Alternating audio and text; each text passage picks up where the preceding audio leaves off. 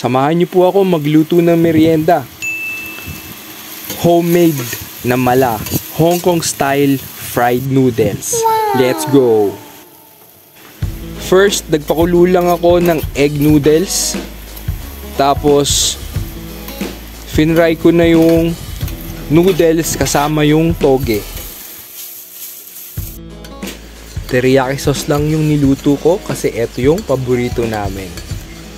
Mag-comment lang po kayo kung gusto nyo malaman ng recipe. Ayan, luto na. Yan, nilagyan lang ng sauce. Tapos, pwede mong lagyan to ng kikiam or siomai.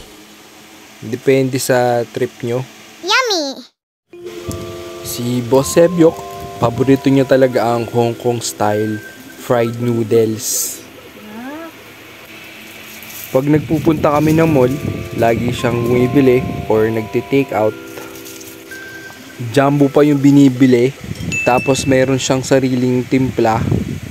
4 na scoops ng oyster, 4 na peanut, 4 na toyo, 4 na teriyaki.